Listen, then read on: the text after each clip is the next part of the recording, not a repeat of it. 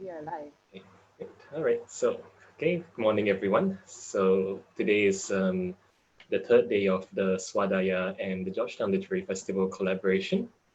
It is the fifth event out of a marathon 12 events, and we're very glad to be able to start the day with something quite a bit different.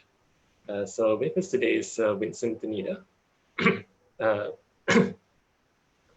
Sorry about that. Okay, Don't, so don't die on me. I don't worry. I'm alive, hale and hearty, very much alive. Okay.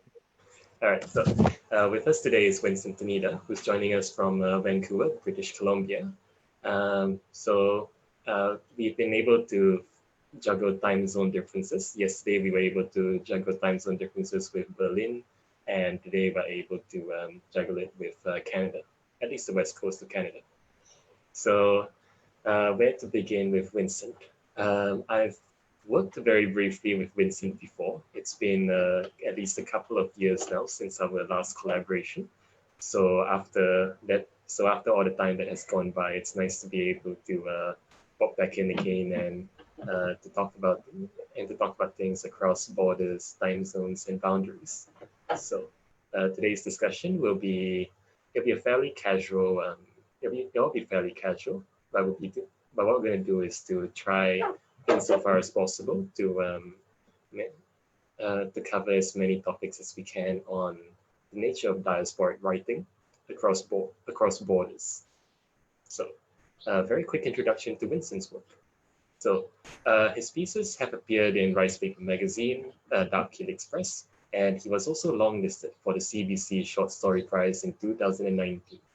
His first novella, The Seven Muses of Harry Sosseto, was published by the Asian Canadian Writers Workshop in 2018. He currently has a collection of short stories in development, adapting his novella into a screenplay, and he also interviews other writers for fun and profit, while also reviewing video games at the same time, among other things.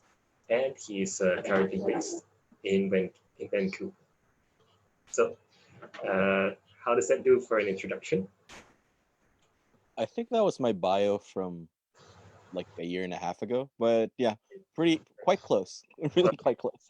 Well, that's why we mentioned the video games. That was quite a new one. So I think I suppose the best way to start things off would be for reading because your work is still, because you're still in a sort of zone where you're not quite an emerging writer, but then you're also not, but then I suppose you're also not really like what people traditionally consider like a writer yet. So because a lot of your childhood was spent in Southeast Asia, of course. So perhaps we'll start with a bit of a reading from one of your pieces set in Southeast Asia. How does it sound? That's good. Were you mentioning Java Mausoleum, right? Java Mausoleum, yeah. Yeah. Let me bring Yeah. up, let me bring up the excerpts on the screen so that we can all have a look at it. All right, so bringing that up right now. So okay, so sorry, that's the audio. This one's the second part of the excerpt. Let me go to the first.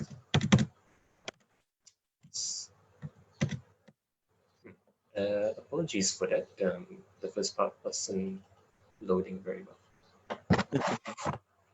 It should be up. There we go. Let me double check. 1, 2. Very good. Okay, so perhaps you can start with a few words about this piece. I think no, this is the second page. It's the This one is before. okay, it says 1 to 2. These are the two excerpts. Is this the right one? That's the right one, but that's the second page. Oh, wait. Isn't this the first? This is the first page, isn't it? No, that's the second page. Wait, is this? Wait, this was the second. Sorry, I'm gotten confused. It's okay. Yeah, maybe just this. I can start reading from the first page and just leave this up if you want. It's no bother. Okay, so we're starting on this one. I'm still a little bit confused. I'm sorry. Oh no, it's the other page. Okay, so this one, yeah. One of two, yeah. Okay, perfect. So Oh no, I it's still 2 of 2. oh okay. I think it's a time blank because it should be. Wait. Um. I'm sorry. This is so embarrassing. Let me. No, that's okay. You can leave this up, and then we can Oh. That's right. I just closed it. Hang on. Let me share it again. It's okay. No worries. Okay. All right. So let's start with one of two. There Okay. we go. Yeah. Perfect. Yeah. My computer. I'm sorry. That was stupid just now. No. It's Okay. fine. Oh, and there's something I forgot. I've honestly forgot. Okay, I'm just distracted in the meantime. But the one most important thing about today is that we have to thank the High Commission of Malaysia for bringing this together, uh, and for of course facilitating all of this. So many thanks to the High Commission team, and we hope that we hope that this helps towards building more literary ties between both Canada and Malaysia. So Vincent, I'm gonna put this. I think we can begin. Sure. So one thing about this story, this is my first story that was published in Rice Paper magazine, and where William was editing. And the funny part is, like, William and I met about 2 months prior to me submitting this piece, and from there on, like, we've developed a good writer-editor relationship. And one thing that about this piece that I wrote, I was feeling a lot nostalgic that year, and looking back at my life in Jakarta. Um, and at the same time, I was going through a bad withdrawal from coffee. I was trying to quit coffee for a while. So yeah, things happen when you're in withdrawal. Like, your Keurig starts talking, and I wanted to capture that in my weird collection of coffee makers. Also, the weird collection of coffee makers that my sister has. So you put them all together, and then you have, a Java mausoleum. So one thing about before I start reading, the other voice is from the talking Keurig. Like a caffeine withdrawal is real. So without further ado, I'm just gonna read from this excerpt, um, about 5 minutes. So it's Java Mausoleum. I stuck out like a sore thumb on the SkyTrain amidst the commuters from the airport who lugged impressive luggage that experienced exotic locales and selfie photo ops. I carried an impressive Keurig box that experienced a brief life in suburbia. You ever wonder where all the excess photos go to? In the Pacific vortex of wasted data. What's that red Samsonite have to say about life? Thrown off guard by her question, I start to scan my memory. Faithful luggage, lost in Costa Rica, found by Gung Ho Airport employee in Belize, and sent it back out, I said. Central America, I was thinking more south. Peru's way too mainstream. Bored security guard avoided my gaze and looked away. My conversation was too loud. How about that Herschel backpack? It misses his Jansport lover in Amsterdam. Can't blame it, though. 15-year age gap. That's harsh. Truth hurts. The I'm smartphone arm. and I'm just going to quickly flip the page. Okay. All right, so apologies for that other interruption, and let's begin sharing page two. Okay. Okay, okay, good. Looks good. Looks good? Okay. Part 2. The smartphone arm populace entertained themselves with the current events and cat videos. There was a sea of digital toxoplasmic gondii infecting the train, along with the endless tug of war between the extreme left and right. It was an underground train of preserved effigies waiting for a proper burial. This industrial enclave that housed the living dead paled in comparison to the boat-roofed Tongkonan houses in Tanah Toraja.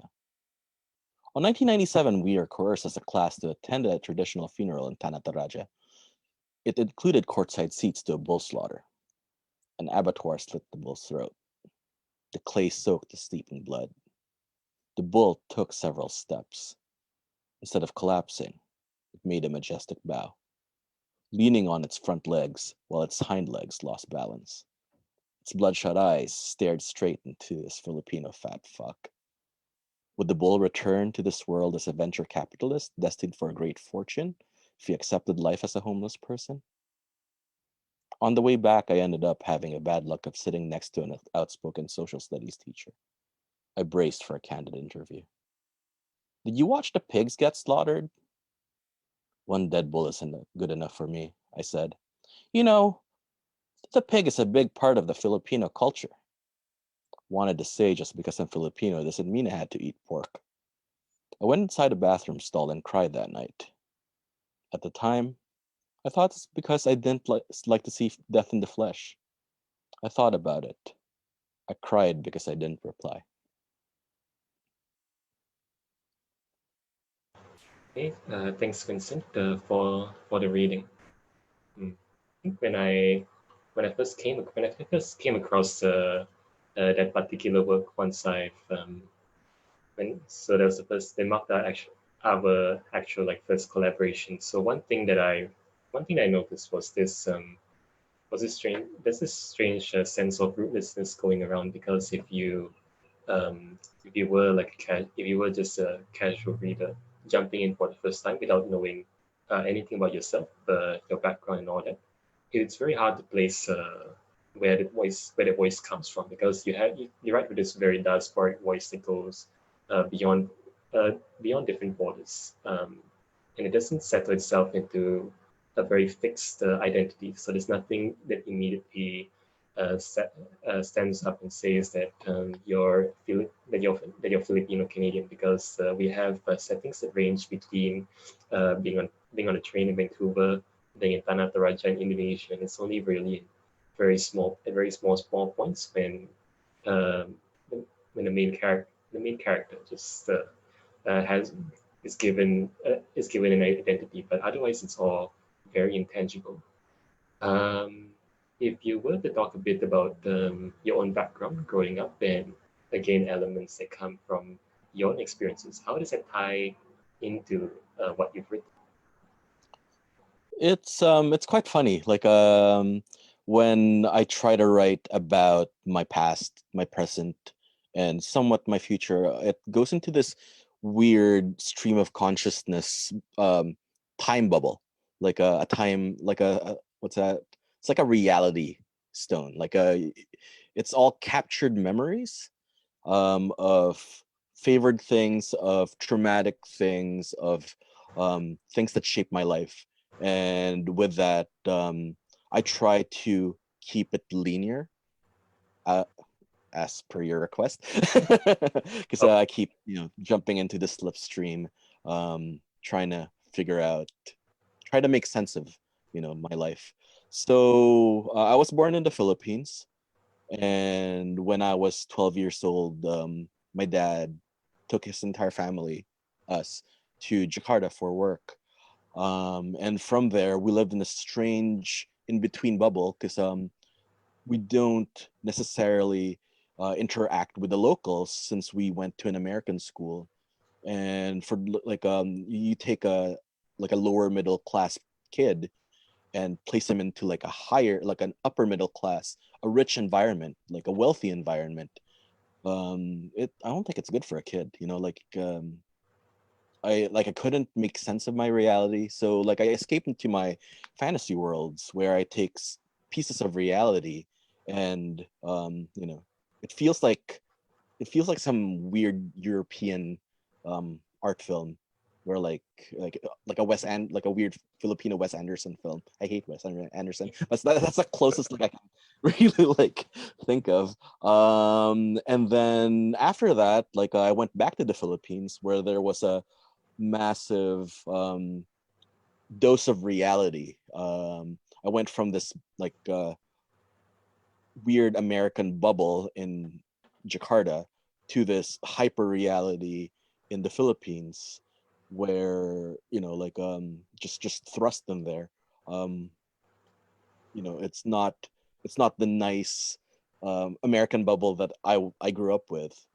And then from there I moved to I went to Japan for a while, like with my dad, and I went back to the Philippines after that, and then I went to Canada. So I spent the last 12 years in Vancouver, which is like sort of an amalgam, like a combination of the stark reality of the Philippines, because I live like quite close to downtown East Side for a good part of the last 3-4 years. So like I'm exposed to that roughness, that rough neighborhood, and what goes on. And then also like since I am in North America, there is this expectation of like the first world problems type of thing that I experienced in that strange bubble in Jakarta. So like it's where I ended up being. Like what's that old adage? Like everything that you've done, everything that you are right now was built from all the experiences from your past to where you are right now. So just like to tie that all up together, like when I look at my writing and like a lot of them like has some form of slipstream going on from it. It's very introspective. There's a lot of stream of consciousness, and while I try to make sense of what is going on with my characters, who are a lot of based from me because I really like the personal narrative structure, the I story, too much Murakami. uh, yeah, and that's where like I end up. It's become my favorite structure, but also I'm also trying to learn how to write third person, and I'm trying something new with a second person right now. It's kind of working for some readers, not working for others. So yeah, that's where I'm at right now. A strange in between slipstream, stream of consciousness, Wes Anderson film. Yeah. No, I do like that because well, I mean it is in many ways at least your journey as a writer, because again, like being in between and that sort of thing, it actually becomes a bit of a metaphor for Vancouver, the city that you live in, and which very briefly I lived in. And because Vancouver itself is also like it's also like a strange in between place, a terminal city. It's not quite here, not quite there. In films, it appears in so many guises. It doubles for so many different locations, but as a singular place in itself, it doesn't necessarily seem to have that kind of character, but it's also because it's a very young city, it's been shaped by people arriving from all over the place. So this is mostly for the benefit of Malaysian listener viewers today. But Vancouver is also one of the huge cultural hotspots in terms of what we'd consider in what we could actually consider as Asian Canadian literature. So it was also where institutions like the Asian Canadian Writers Workshop, which Vincent is a member of, began in the first place, and it's also where a lot of writers got their start.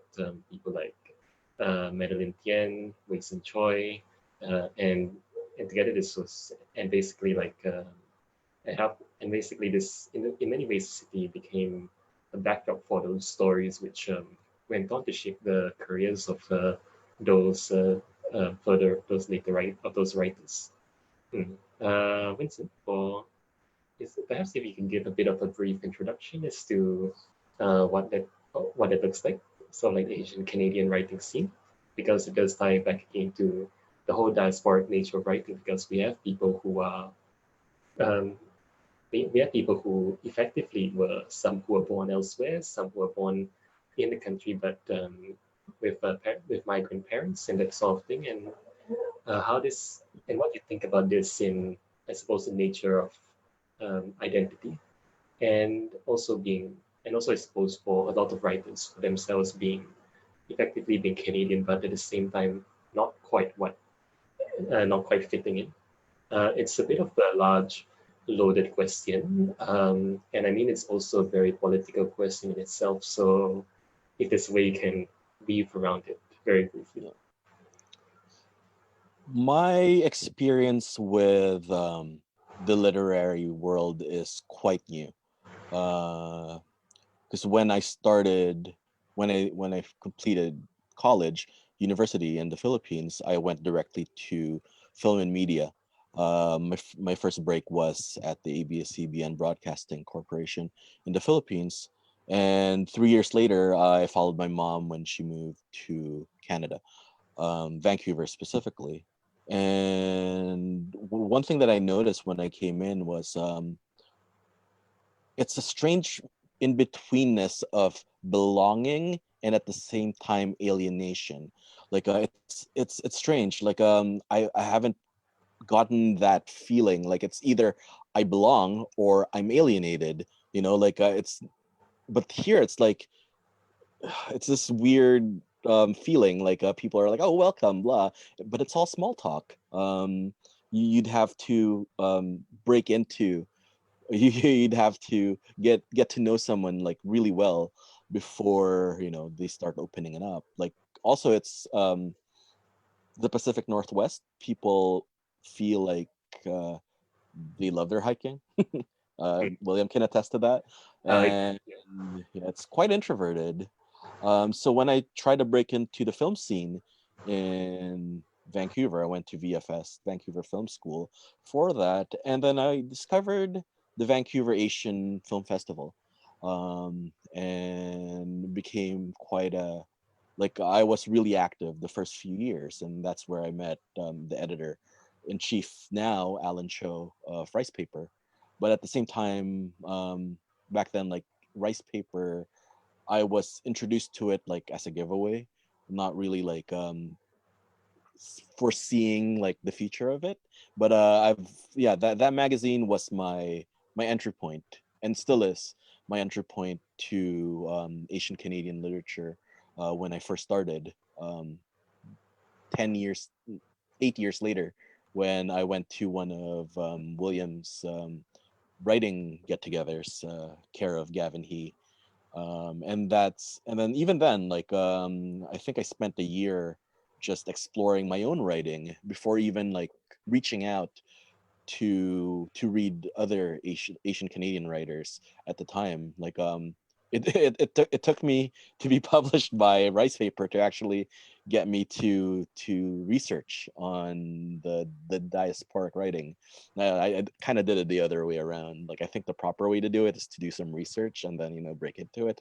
But I think I'm more of a doer than a learner, I guess. So like I just that's a perfectly valid way to go about it. It works out. That does work out. yeah. So yeah, like after my first literation event, I went to Toronto and started to reach out to other writers as well at the time. And yeah, like through readings, through my own interviews in Rice Paper, I've met quite a lot of diasporic Asian writers at that time. I don't know if I answered your question like correctly, but yeah, like yeah, that's the one thing that like I would describe the Asian Canadian experience, the feeling of being welcomed, but at the same time also alienated. And we spend our winters alone. Like we really do. Like spring people start coming out, summer everybody's all friendly and happy, and then fall, I think like fall's my favorite season, and I think that's when like a lot of the literary events are happening too. Yeah, that's get all your social needs out of the way before you hibernate until the next spring. That's the life cycle of Vancouver, right there. Yeah, I don't hike, but like I think summer there's like hiking there, but like I don't fit into that mold. It's yeah. just like yeah, I'm a strange bear. So Yeah, then don't worry. You're not the only one. But actually, I do like the fact that you brought up the code and the code, but in winter particularly, because one of the short pieces that you wanted to share is in fact called Frostbite. It seems like a very natural point to read another excerpt. sure, can do Uh, that. yeah, it's because it seems like a very natural segue. Alright, so I'm going to start sharing it now, and there will not be any problems with, as we saw just now, because it's Okay, only one single page. Okay, let me know if it. Okay, I think it's showing up now. there we go. Okay, whenever you're ready. Okay. This one, Frostbite. I actually am not a poet. I'm not a poet at all. Uh, I learned though from Aslan Hunter in a workshop that prose writers can be poets through postcard stories. If we can write a short story succinct enough to fit in a postcard, we can be poets. So the topic at the time was home, and when Voice and Verse released their home um, issue, I submitted this and I'm reading to you right now. So it's out right now, issue 56 of Voice and Verse. So Frostbite. As a tropical child who is fond of the cold, I underestimated its real power. Truth be told, I never knew the cold until I felt it all over my ears. The appendages became alien, an unnecessary part of the body. Gradually dies out, hardening, about to fall off. They scream at me, accusing me of betrayal, to return to the islands of endless summer. It got better in the following years. It had turned more into an irritant than real physical pain. The other type of coldness that is related to that, being ignored, being invisible, being mocked, my skills underestimated, sexual rejection, being fetishized, being seen only for my utility, and countless many others. Like the numbness of the ears, I eventually felt a smeared discomfort. The pain has subsided, numbed, only to be reminded by the sharp snap when a new form of temperate coldness collides with my tropical skin. Okay, thanks. Hmm. And this was there was a question that came up on Facebook, so which actually relates to the process of well, I suppose writing, with the process of writing. But in this case, it's quite a rather specific one. But I figured that rather than save everything for like a formal Q&A at the end, we can just Okay. put in the Let's do this. questions as we go along. So this question is from Kev Kang. So this question, morning Vincent. Any tips for college students on how to improve on their writing skills? Um, it's a rather specific question, but I think that's one thing that writers do get asked a lot, like Oh, totally. Yeah. begin to write. Yeah. What kind of writing skills for homework, for prose? So I'm gonna answer it as best as I can as a reader, and seems to be like a massive cop out. But yeah, read a lot and write a lot. Also, read what you write out loud. Yeah, like one thing that I've noticed with because like right now, like I do like a confession, I write a lot of video game reviews and opinions in the industry a lot. Like it's kind of like my break from the literary world, and I work with other writers in that publication. It's a new publication, so like the skill set is all over the place. And one thing that I noticed with a lot of the writers there, they write a first draft and submit it. And then I asked a writer, do you even like read through it after to like read it out loud to yourself? Does it sound okay? It's like I went through the same thing before. Like after I write a first draft, I just submit it. But then one thing that I noticed, like after being published and they go working with editors like William, one thing that I noticed is like I don't read my work. I write it down and then just submit it. And I think you're doing yourself a big disservice when you do that. Like it's such a simple thing. Like after you write up, after you like don't like write a paragraph, read it, then that's a different problem altogether. Like I would suggest finishing it up, finishing your essay, finishing your short story, finishing your poem, let it rest, and then read through it, and then read it out loud. um, However you want it. You can read it with a friend, or if you're a more private writer, read it to yourself. Like I'm a private writer. I don't like sharing stuff until I feel it's ready. So yeah, I read it to myself. I read it to myself a lot. And once I've like it, like I found voice, the right topic, the right angle, I submit it to my editor, and that's where your editor becomes your friend. But I don't know if you, I don't know your background, Kev, but if you if you're working with an actual editor, or you're in like a writing group, or or a newspaper, a journal, a publication. If you have like an editor friend that you trust, once you feel that your writing is ready, send it to them when they have the time, and hopefully they're generous enough to read through it too, and see if it works for you. And that's how I've improved myself, is a lot of reading and a lot of writing, and trustworthy people who would read your work. Like the third part is difficult, because like yeah, a lot of people say I'll read their work, but then you'll get a lot of people going, oh, it's really good. Like, oh, I didn't really read it, like that really doesn't help. If you can find someone who goes, yeah, that, your character isn't that great, or yeah, I liked how you did this on paragraph 3. If you have generous readers and kind readers like that, like, yeah, like they're your best friends. I hope I answered that. Yeah, it does, and it also speaks again to the idea of having support groups, communities around you, having editors and mentors and that sort of thing. Because I think that's one thing that's often it's very overlooked in the career, the life of a writer, because it always seems from the outside to be a very solitary journey, because it's always, because when you pick up a book, it feels in many cases like a transaction between the writer and the reader, but really there's just so much that goes on behind the scenes as well.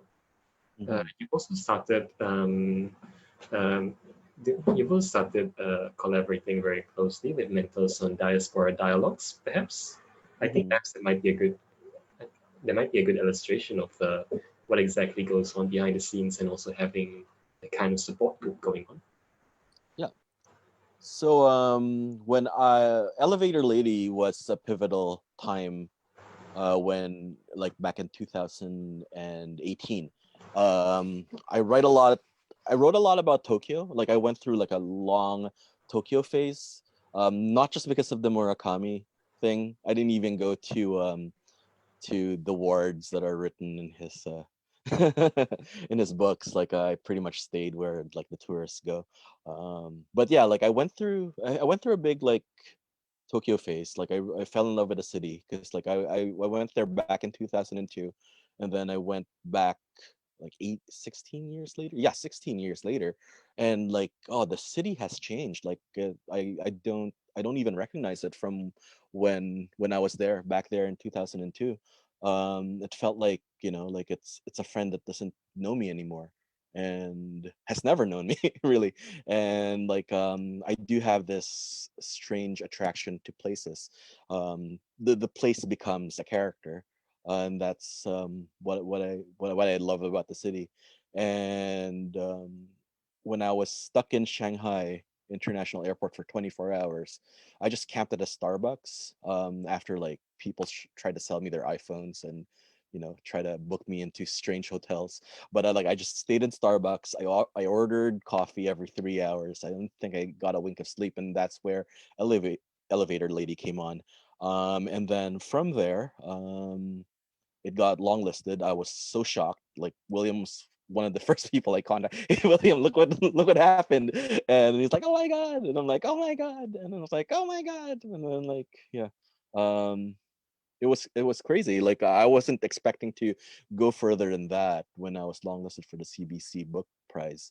And that was my writing sample that I submitted to the Diaspora Dialogues National Mentorship Program.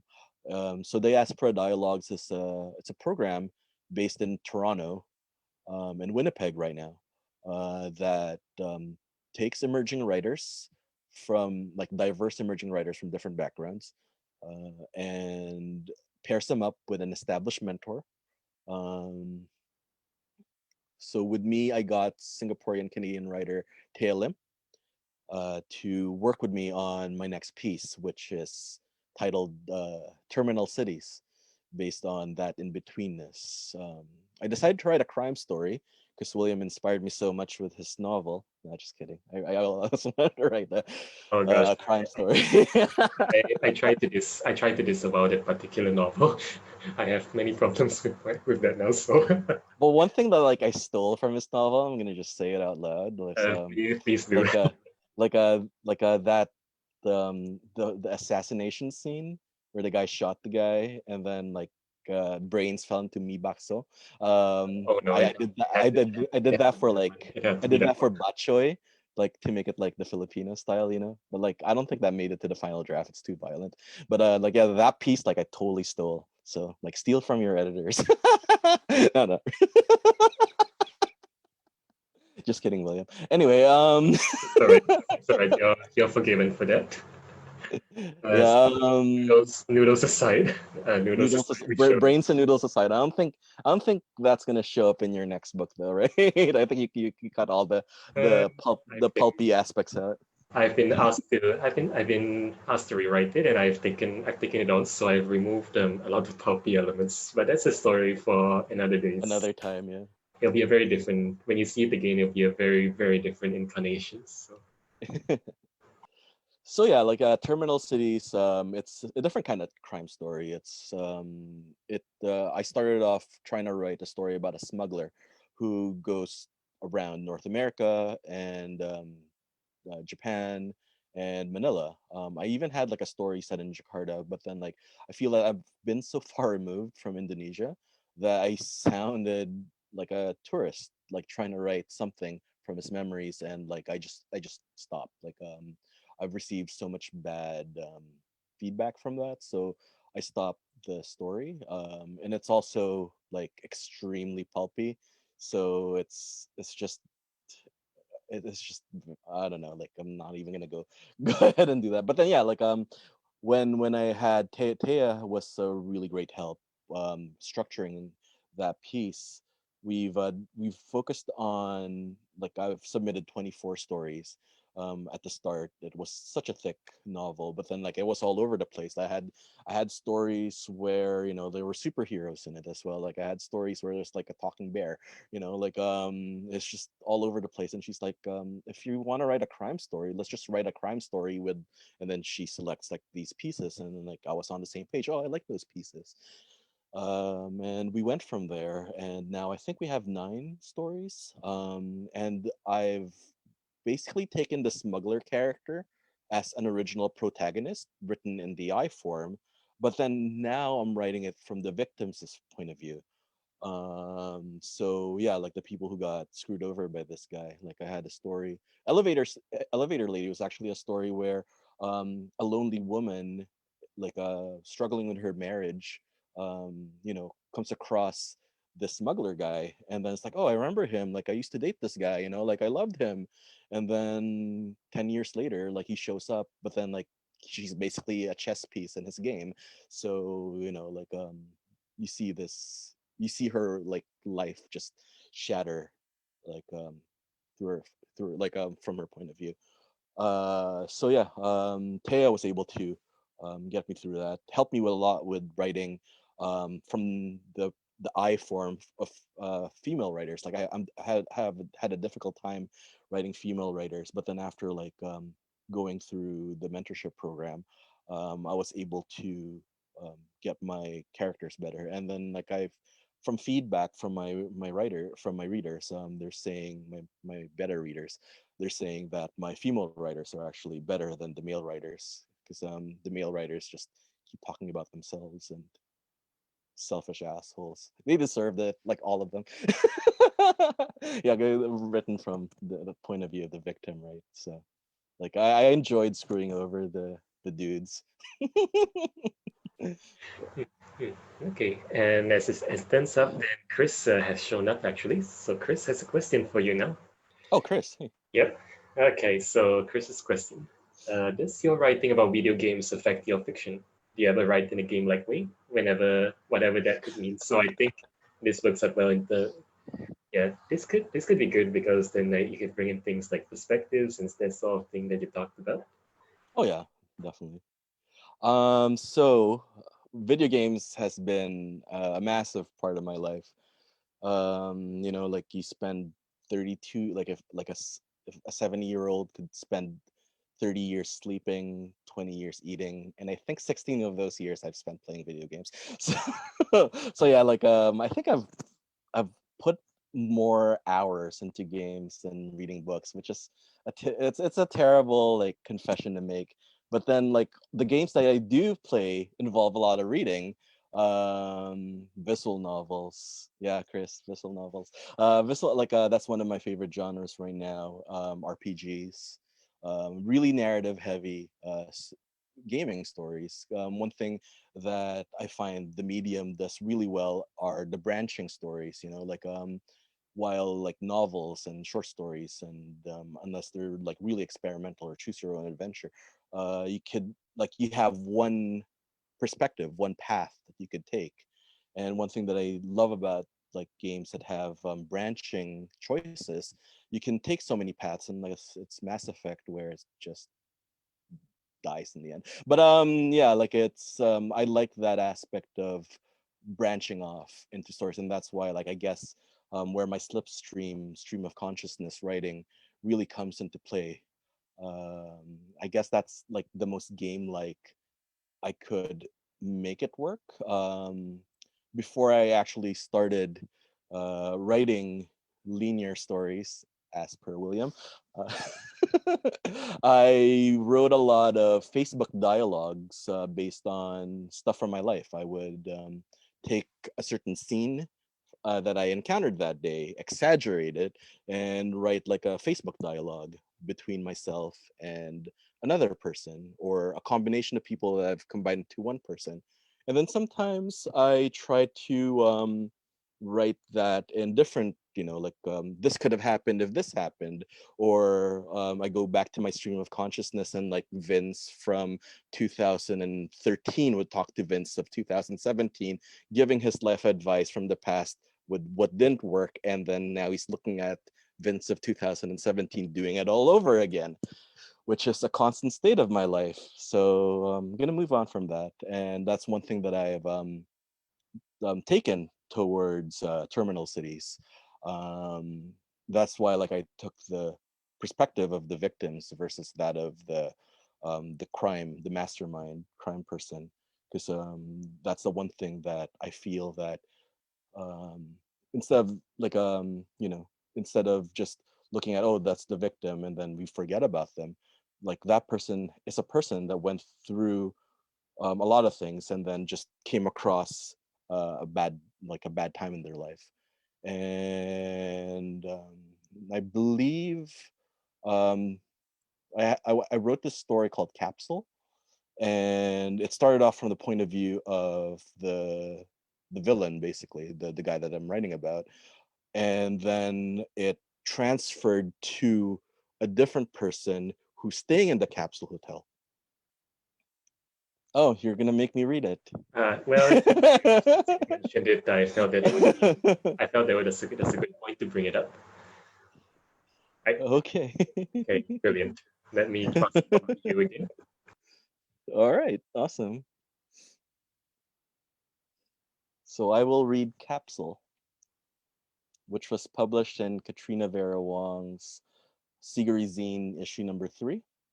And for Terminal Cities, it's ballooned into something completely dark and different, but still the same opening.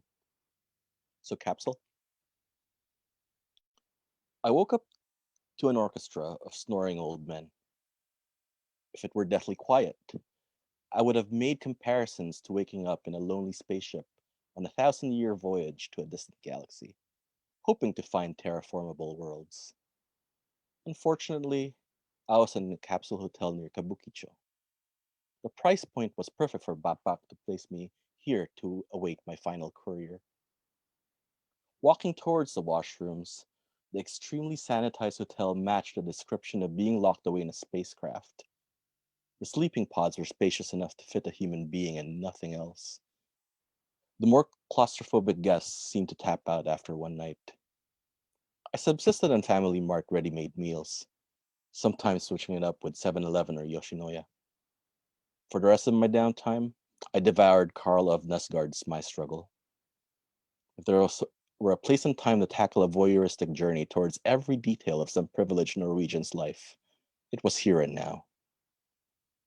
I accessed my locker with my keycard and checked if Bapat left some messages. My burner had nothing. If keeping a low profile wasn't a priority, I would have done more sightseeing. Bapat requested I hunker down until he gave his orders. Sometimes I wonder if I remained a supervisor at a corner store back in East Van, I wouldn't have to deal with the endless waiting and concentrated amounts of stress. If the job market actually had more variety for my useless degree, I wouldn't be justifying this choice. I returned to my pod and stared at the white ceiling, hoping for the void to take me into a deep slumber. Okay, so stopping the sharing. So regarding that story in particular, because you've only shared a very short excerpt from the very beginning. But what's interesting about it is that there is this central narrative that our protagonist just wanders off on many different tangents. He meets characters who kind of seem to drift in and out of reality and that sort of thing. So Swit actually has a comment on that, and Swit, actually, if you can, I think it'd be nice if you voice this one out loud for benefit of the audience. Yes. So because video games influence a lot of your life and your interests. Like, do you sometimes feel like your writing kind of drives towards a lot more side quests, as you go along, and then it kind of turns into the main story over time? The final product will show the main story, but getting there, definitely. I'm a pantser. It shows like in everything that I do. It takes a while for me to actually like sit down and go, okay, we're gonna do the main quest line now. I'm gonna stop playing mahjong and playing, like doing all the side quests. Like that's why I can never finish like a Yakuza game through and through, or like any RPG through and through. Like I would just keep doing the side quests until I get sick of the game, and then I go like I paid a lot of money for this game, so I'm just gonna have to finish it.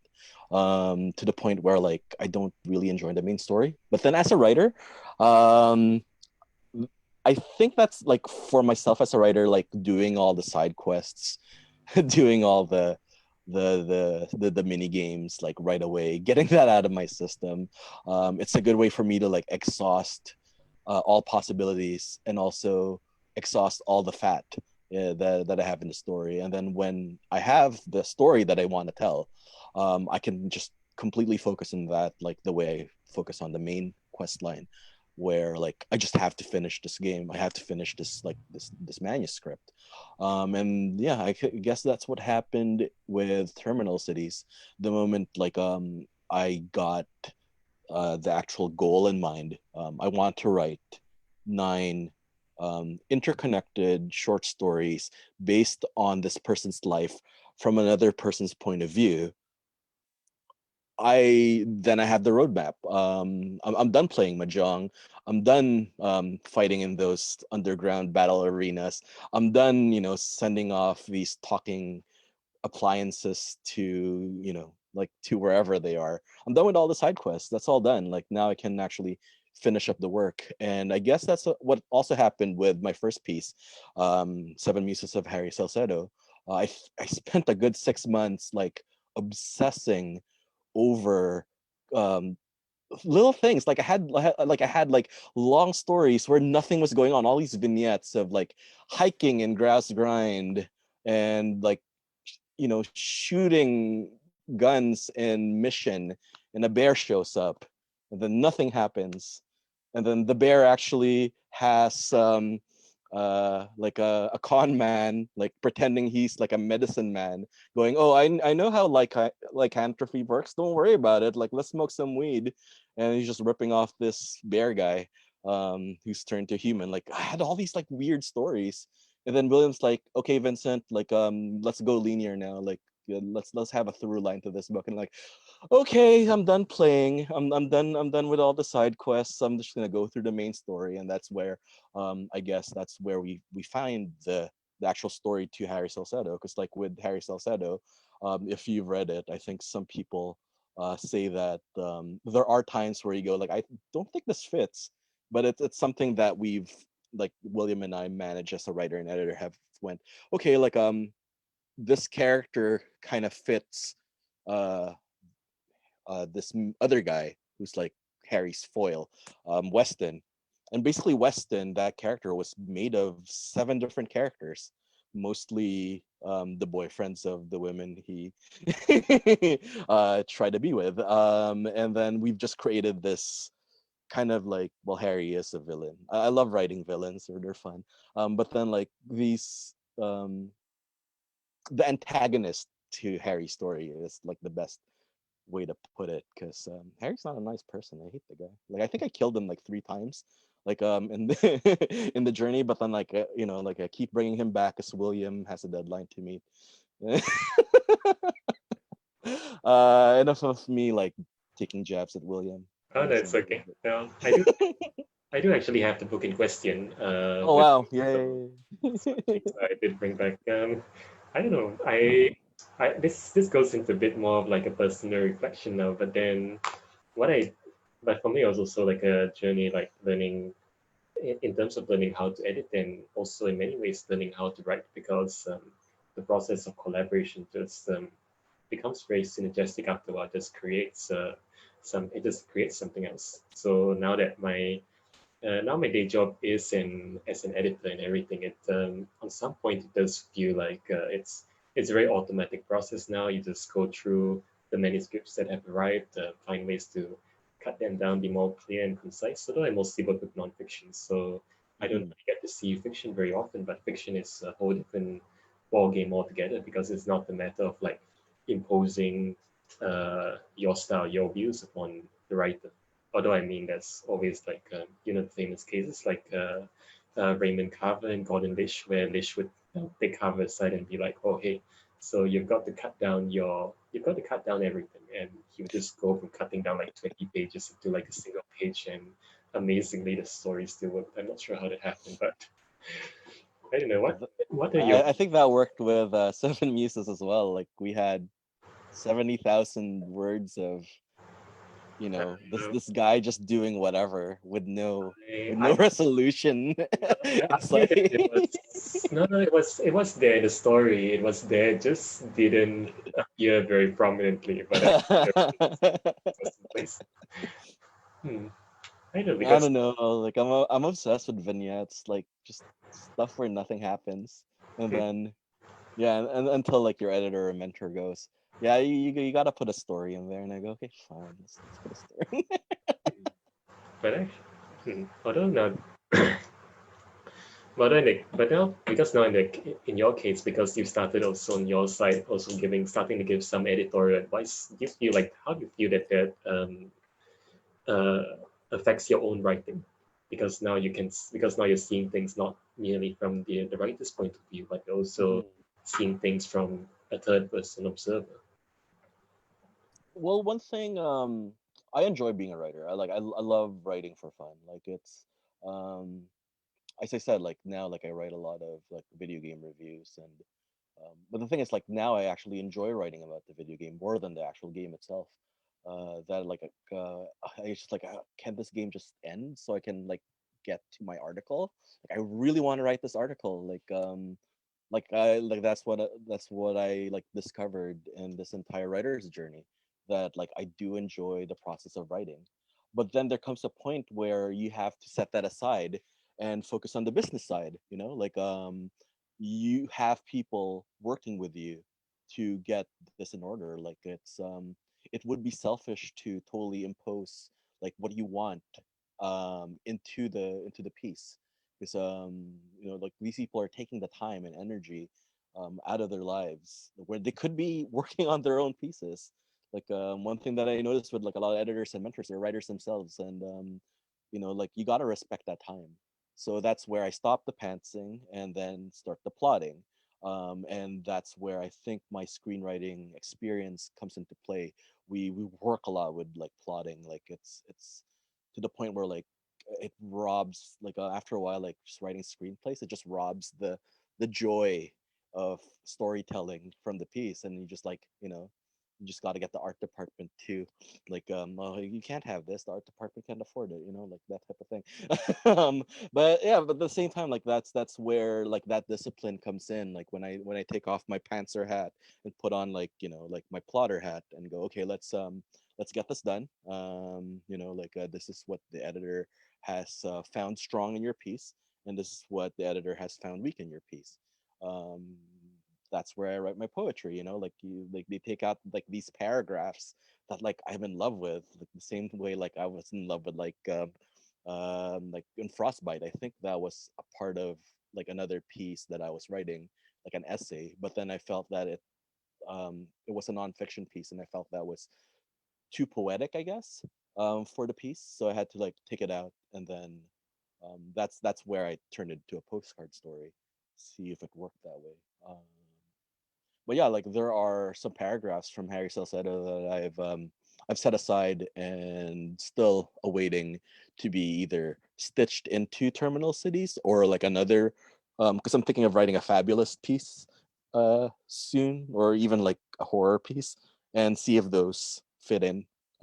I guess like this third piece is the last time I'll write about Vancouver, because like I want to write about something else. But anyway, yeah, like that's how I try to respect the time of my editor, because it's like there's another person that's actually invested in your piece, and you know, like if you want to work with them again, like I suggest um like keeping stuff, especially if you're an emerging writer, keeping stuff that you're in love with, and then your non-negotiables. I think I'll leave that to three things that like are non-negotiable, and then everything else you can negotiate it. Like it's, you know, like they're just like you, like they just want to see your story work. And then if you make a case, if you like make a case to your writing that it actually works, like they'll even convince them to leave them there.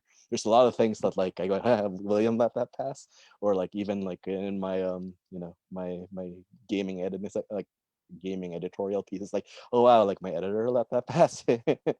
Okay, like I'm just not gonna tell Well, Sweet has commented that she does like the incorporation of the different worlds, science fiction, fantasy, and the gels of the culture references and brings everything together. him. Thank you. Although this brings me back to the one thing that I do notice a lot in your writing, it's because at some points it gets very difficult to distinguish again what's made up and what's actually borrowed, taken from your own experiences. So I think so. I don't know. I feel like it's in some ways that it's very difficult, practically impossible to break away from your own life, and because you end up always, at least for myself, I always end up transposing elements from what I've seen and into my own writing. So in your case, how do you keep the distance between them? Because at least on Harry Salcedo, a lot of it just felt like it was it all felt like it could have happened at some point. It felt like it's real enough to happen. But then, of course, there's also the problem of confusing the author for the protagonist and that sort of thing. Is there any comment you have on that? Well, I do like the personal narrative structure. I like the I fiction, as I call it. That's and it's through a lot of practice. An ex girlfriend told me that like I love to do my autobiographies, like like you keep talking about your life and exaggerating it, making it bigger than what it seems.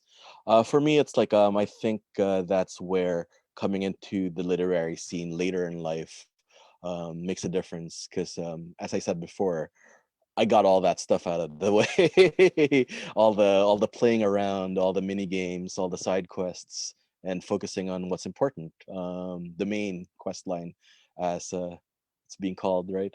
So yeah, like there was a lot of practice of embellishment. There's a lot of practice in you know, trickery and um, misdirection.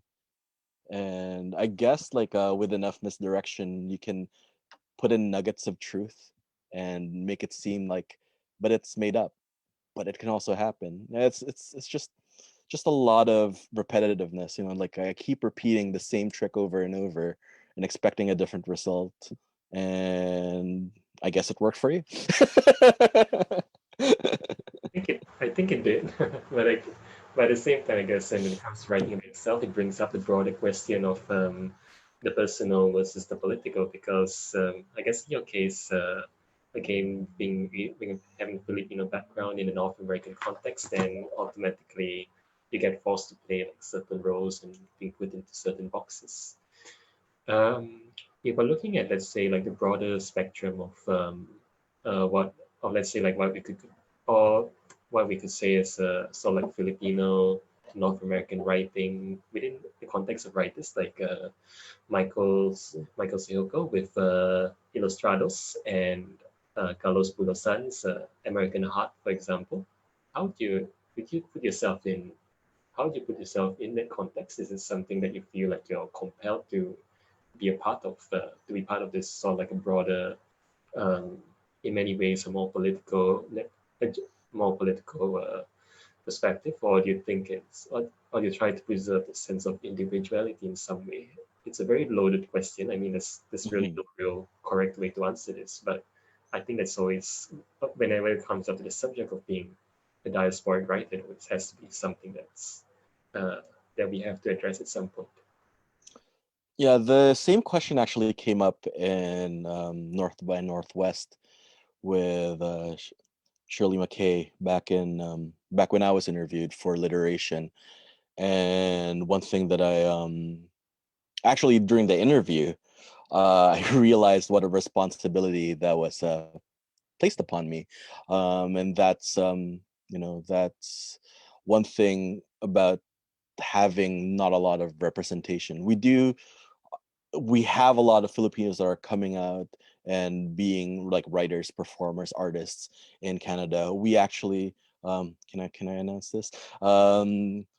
There will be an anthology of Filipino Canadian writers coming out in the next couple of years from Arsenal Press, which I was invited to be a part of, where Michael Sujuko is also going to be part of.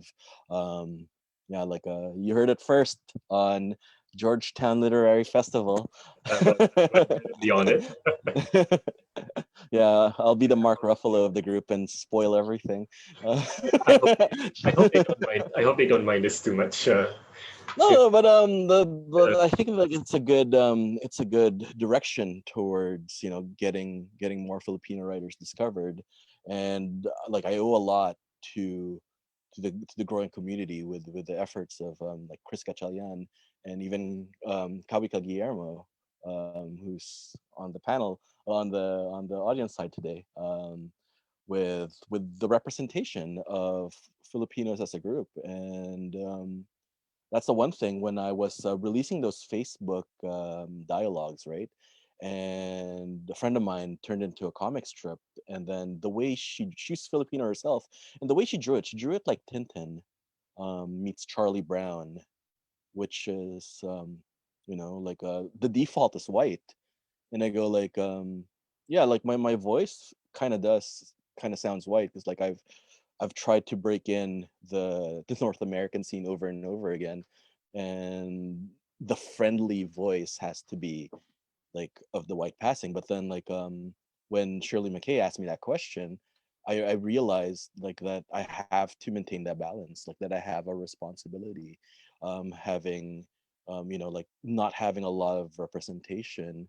We carry that banner, which is kind of unfair, like like Crazy Rich Asians, when it came out, like there's so much pressure in that. Like I'm just glad like other films came out, like the Farewell and Searching that year as well. So I'm glad that those came out to relieve Crazy Rich Asians of that pressure, because like you're gonna put everything um, on a romantic comedy. Nothing against romantic comedies, but they are far formulaic, and then you're gonna put it all in on like that piece, and like not everybody likes what's that romantic comedies, or not everybody likes found footage like murder mysteries, or like even personal stories like The Farewell. It's kind of niche, but then to expect like that much responsibility on one person, on a group of people.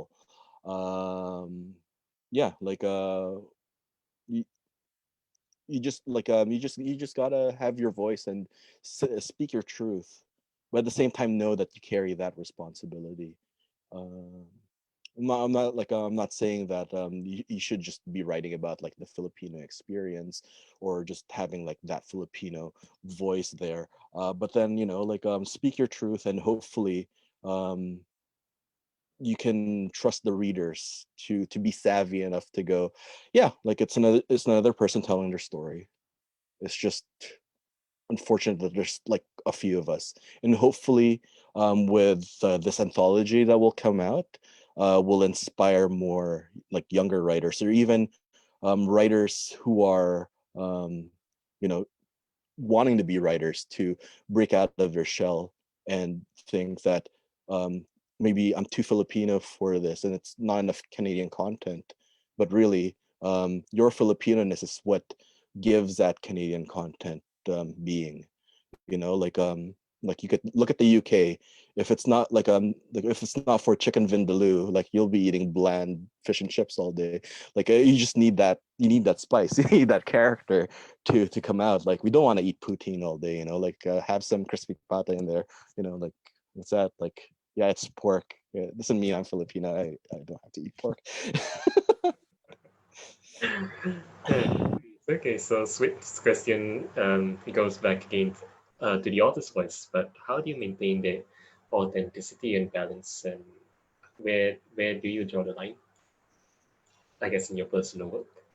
In my personal work, yeah, like just keep writing those drafts and keep sending them to your beta readers or to your trusted readers, because they'll tell you when you're trying to pull stuff out of your ass. Like I wrote this scene in Harry Salcedo with like falling snow, and then like this like it's this cheesy thing, and then William just said no, like take this out. Oh no, and yeah, but that was authentic. It's like, no, this is cheesy, take it out. And I'm like, okay, fine. Yeah, it's just trial and error. Like you really can't get it the first time, second time, third time, fourth time, fifth time. Like you just gotta keep trying until enough people like, okay, fine, like just do it. But yeah, like that's why I like the multiple drafts and reading it to yourself, and self-editing, not self-censorship. You got to know where the difference lies. Yeah, you just got to keep editing it, just to keep polishing that until it shines, until that coal becomes a diamond. Mm. Okay, there was one, when you sent over the excerpts of the pieces that you wanted to read. One piece that I was hoping to see in there, but didn't actually make the final cut, was a short um, a short creative nonfiction piece that you wrote a couple of I think this was about a year back. Finding William Flores. Oh Uh, yeah. yeah, that was one piece that I was really that I thought would have fit in very interestingly here, because it's where you examine both yourself, your own life. So it's a very confessional piece, but at the same time, you also dive into the larger, broader questions of the origin of history, untold stories, and migration. Uh, Mm-hmm. I think if you wouldn't mind sharing very quickly a little bit about that, because I think that would be very particularly instructive for this discussion. Okay. So I came across a photo from the police archives. It was dated in. Am I a host? Can I share my screen? Yes, I think, yep, you can. No, it's just disabled. Oh, Oh, okay, here I've we go. disabled it. So yeah, like let's share this screen. So yeah, you can see it, right? Like Finding William Flores. Okay, cool. So yeah, like if you take a look at this photo, it's William Flores, 1907. Um, he was caught. He was caught fighting, drunken in Gastown, which is a more industrial side of town. Now it's just full of gentrified restaurants. It's kind of a funny contrast, like an ironic contrast, where you have all these like $40 plate restaurants, and then a lot of homelessness going on the side. It's poetic justice. But yeah, like one thing that the recorded history of Filipinos in Vancouver, like they don't come until a few decades later. And then one thing like finding a Filipino in 1907, and what did history remember him for? Getting caught in a bar fight, and like it inspired me to like write like a quick personal narrative piece that I've put into Medium, and then it became like a curated post. So, you want me to read this? It's a Actually, 3-minute read. honestly, Yeah, that would be very good. I would like it's a quick read. It's 3 minutes. I can definitely go through it. It's not taking up too much time. perfect. Okay. Okay. Finding William Flores. The numbing of the ears is the worst feeling in the world, but I wouldn't know that feeling until October of 2006, around 5 months after I moved from the Philippines. Even then, on June 16th, I ended up waiting for the 3:20 bus at 2 in the morning. The wind chill foreshadowed the numbness in the ears. My first job was selling door-to-door golf packages to businesses. There were days where I took home $80 and days where I came up empty. After blisters on my feet and verbal harassment about my accent, I walked out of the gig and hit the want ads. Where did Willie come from? Was he from the metro, educated by the Tomasians, and headed off for the West for a better life?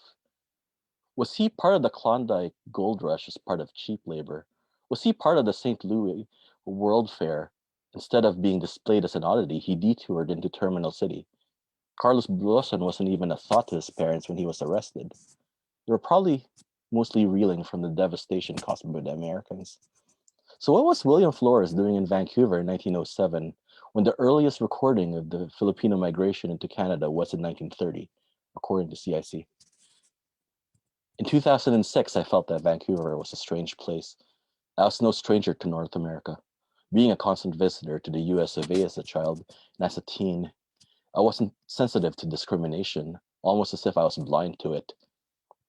I schooled at an American school in Jakarta, Indonesia. The only discrimination I really felt was my English teacher questioned my English language proficiency in 6th grade.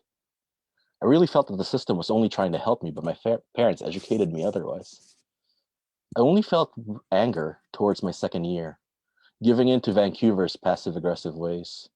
I chastised myself when I got my long eyes and short eyes wrong, Snickers for sneakers. I slowed my cadence so the accent would not reveal itself. Just another fob with a dream. I adjusted my accent, adding the West Coast twang. My goal was to assimilate. 12 years later, unless I launched into an origin story, locals mostly assumed I was born and raised in the lower mainland. The passive aggressiveness probably got to Willie.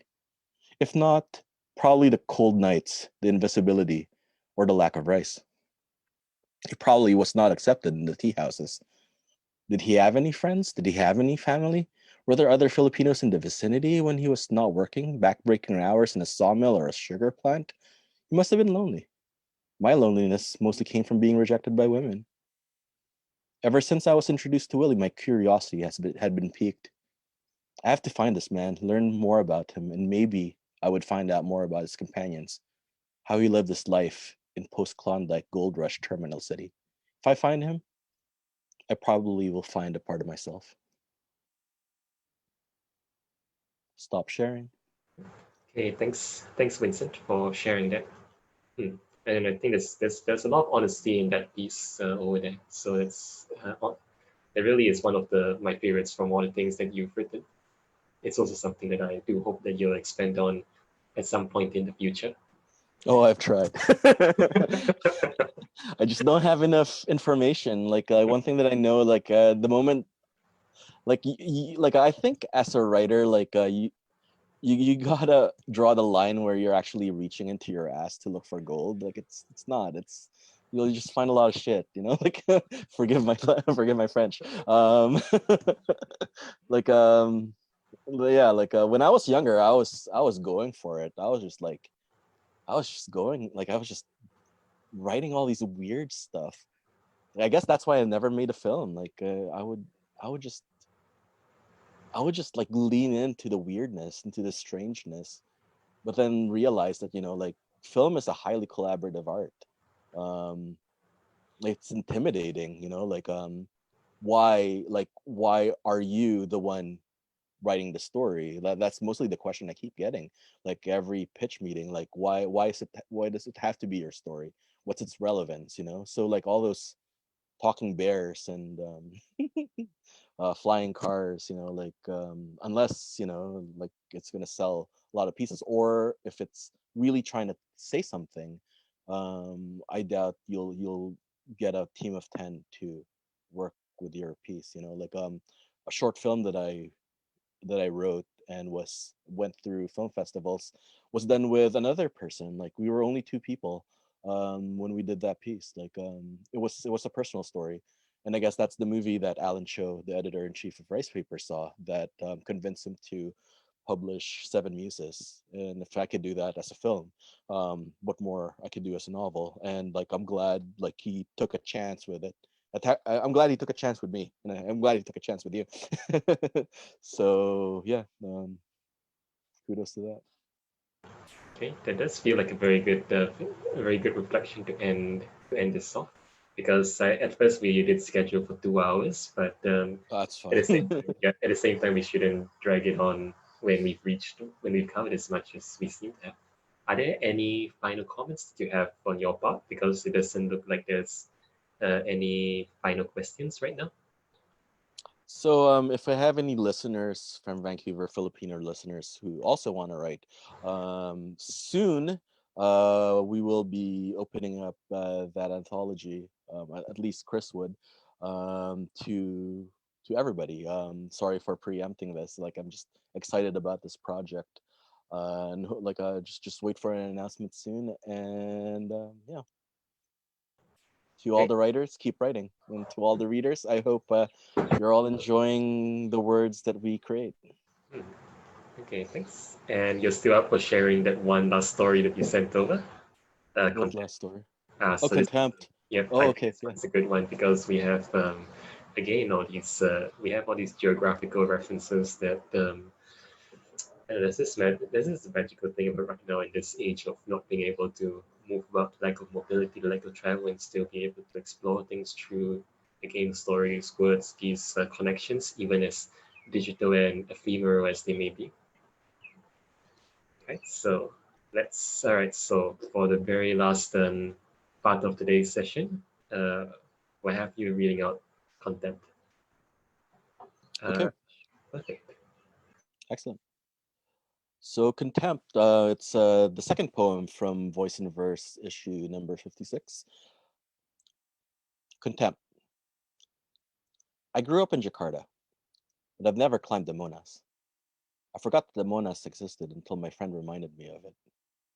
It came up in conversation when I revealed that I lived in British Columbia for a good dozen years now, and not once have I gone camping. My seasonal paramour in Tokyo asked me how many times I visited Stanley Park, and I replied, the same many times you visited Ueno Park. I would estimate we utilized the Love Hotel next to the attraction more times that year than the amount of times she visited the art museum there, where still life from Vermeer was on loan at one point.